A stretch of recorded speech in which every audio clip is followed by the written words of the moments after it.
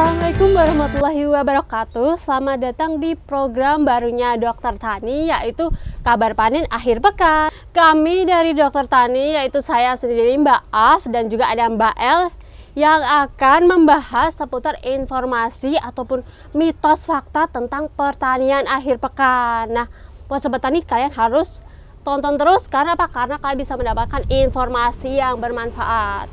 Oke, langsung aja yuk kita Mbak El. Ini kan sebenarnya itu pertanian itu luas banget ya. Gak cuman kita itu membahas soal pertanian mengenai padi, jagung gitu-gitu kan udah biasa. Nah, menurut Mbak El, apa sih yang menarik dari pertanian ini yang bisa dibahas? Jadi kan gini ya Mbak Af ya. Jadi kan kalau pertanian itu dulu itu kan orang kenal pertanian ya petani nanam padi di sawah atau petani nanam apa di sawah gitu. Pokoknya sesuatu pertanian tuh katanya sama sawah sama petani aja gitu. Padahal seiring berjalannya waktu ya, kita sekarang ini kan pertanian itu udah merebak luas sekali ya. Kayak kita ada integrated farming di mana pertanian itu kan jadi pokok utamanya. Terus juga bahkan skala rumah tangga sekarang sudah berbondong-bondong punya lahan pertanian sendiri di halaman rumahnya.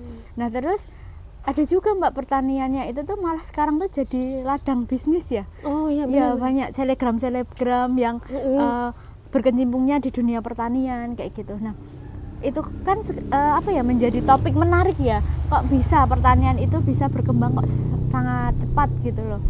Apakah itu menjadi ranah yang positif atau ada kecenderungan tertentu yang nanti terkait tentang pertanian yang sangat berkembang ini gitu. Menarik sekali ya. Sebenarnya enggak cuma orang tua aja ya, sekarang juga anak-anak muda pun ikut bertani karena hasilnya memang cukup menjanjikan ya Mbak ya. Betul. Nah kan ini ya, kalau sekarang tuh kan hashtagnya tuh kan rame tuh petani milenial, petani muda kayak gitu. Kan berarti sekarang anak muda tuh kayak udah mulai tertarik juga ya sama dunia pertanian gitu. Yang pasti kan bukan hanya ikut-ikutan aja ya, harusnya kan berkecimpungnya juga secara maksimal kayak gitu. Oke, baik. Menarik sekali ya.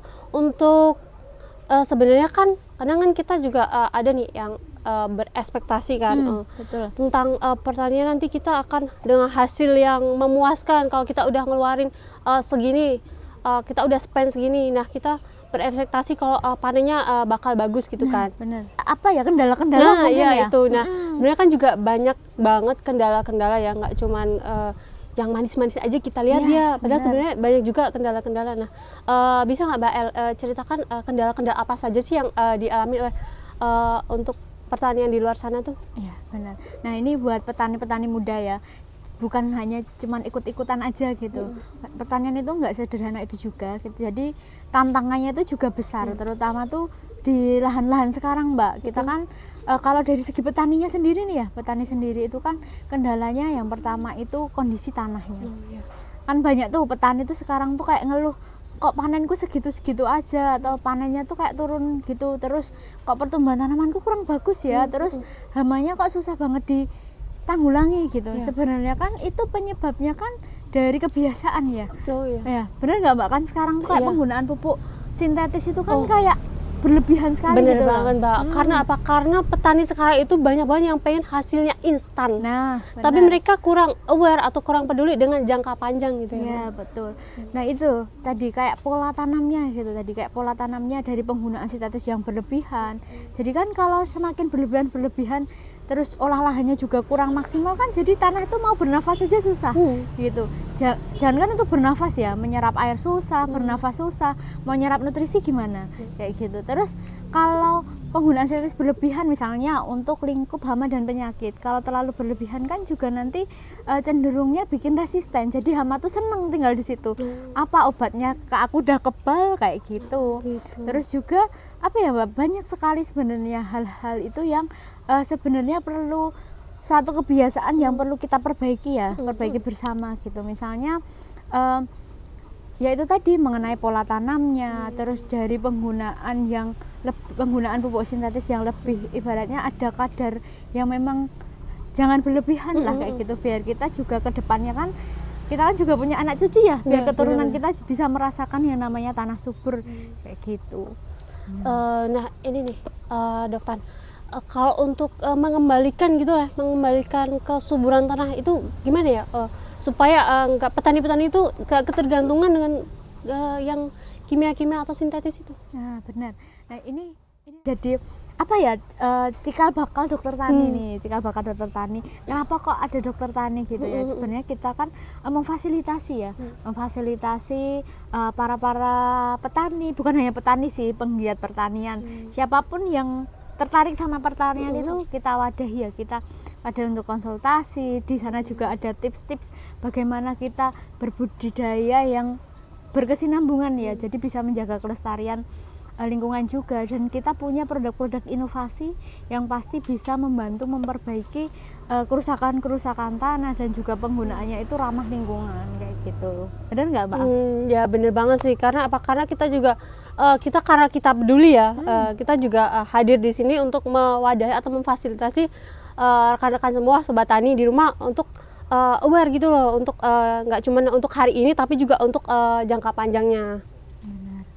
Nah itu tadi, makanya kan kita ini ya Mbak ya, kita terus berinovasi ya, kita berinovasi lah. Dengan inovasi kita ini diharapkannya kan nanti bisa menyebar luas ya, karena kan hal positif itu kalau menyebar luas kan pasti juga lebih bermanfaat, kan lebih baik sekali ya gitu. Jadi nanti kalau teman-teman yang ngerasa bermanfaat nih, kita bermanfaat apa yang kita sampaikan, apa yang menjadi topik pembicaraan kita ini bisa disebarluaskan, biar bukan hanya untuk diri sendiri tapi buat semua lingkungan di sekitarnya gitu. Oke, baik.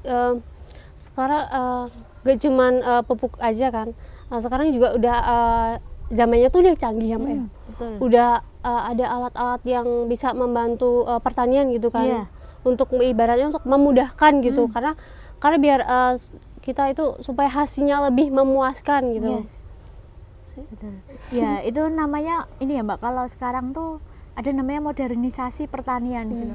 Jadi pertanian itu kan nggak sekarang tuh banyak sekali akses ya, kita bisa informasi, aksesnya gampang. Misalnya mau tahu cara pemupukan ini, gampang nih ya, kita tinggal buka situs-situs yang bisa memberikan panduan ya cara budidayanya. Terus juga kita kalau dulu sekedar menanam aja kan manual kayak gitu, terus olah lahan masih manual segala macam. Sekarang itu udah banyak mesin-mesin yang sudah modernisasi juga. Jadi bahkan ada sistem AI ya yang bisa membantu penyiraman. Jadi hal sederhana pun menyiram ya. Menyiram itu sekarang sudah ada teknologinya kayak gitu. Jadi tuh memang di lingkup pertanian itu kayak modernisasinya tuh pesat sekali ya Mbak ya. Jadi banyak sekali kalau kita mau bahas itu tuh dari segi manapun tuh kayak ada aja inovasinya gitu ya. Apalagi modernisasi itu misalnya kita ada tadi AI ya Mbak. Terus alat-alat sekarang tuh juga ada ya, alat-alat lebih modern lagi ya. Jadi buat efisien tenaga juga gitu. Terus juga sekarang itu banyak teknologi ya yang memudahkan petani, misalnya ini misalnya dalam penggunaan pupuk atau bertanam itu bahkan sudah bisa dihitungkan dosis-dosisnya juga kayak gitu.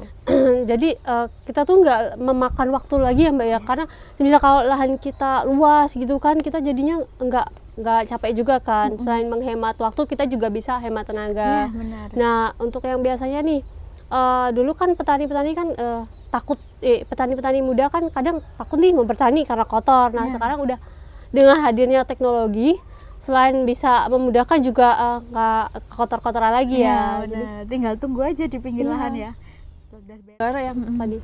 Nah tapi gini Mbak, maaf ya, dalam bertani itu juga nggak boleh asal-asalan nih. Salah satu catatan juga, sekarang ini kan banyak isu-isu, banyak mitos-mitos yang bisa menggiring petani dan siapapun pelaku pertanian itu yang membuat jadi kayak banyak hal yang bukan fakta ya sebenarnya, bukan fakta yang dilakukan gitu.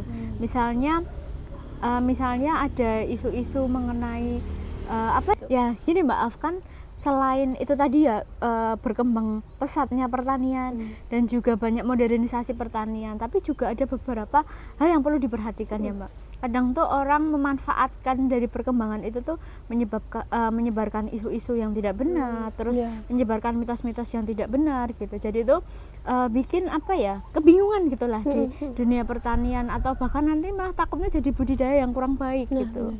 Ya jadi kita harus pintar-pintar cari informasi dan juga pintar-pintar melihat informasi gitu. Jadi pastikan informasinya itu tuh informasi yang dari sumber yang terpercaya gitu. Jangan asal comot gitu. Jadi, takutnya nanti berakibat negatif untuk jangka panjang tanamannya, ataupun nanti untuk jangka panjang berkelanjutan pertaniannya kayak gitu.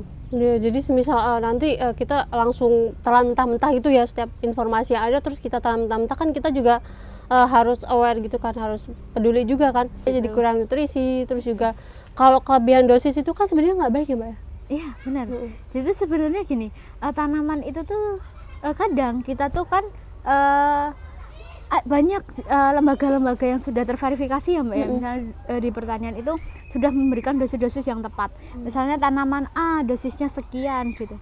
Tapi bagi pelaku yang langsung di lahan itu kadang biasanya masa sekian sih, kurang lah, tambahin lagi. Tambahnya itu nggak main-main, kadang bisa 50%-nya lebih gitu loh. Padahal kan sebenarnya setiap tanaman itu kenapa kok sudah dikasih dosis anjurannya, karena itu sudah sesuai dengan kebutuhannya gitu.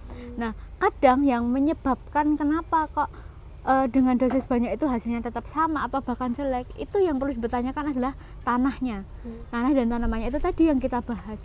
Kan sekarang itu kan banyak tanah-tanah yang terlalu banyak penggunaan sintetis, jangankan untuk bernafas, untuk menyerap nutrisi aja itu Kak susah gitu loh Mbak.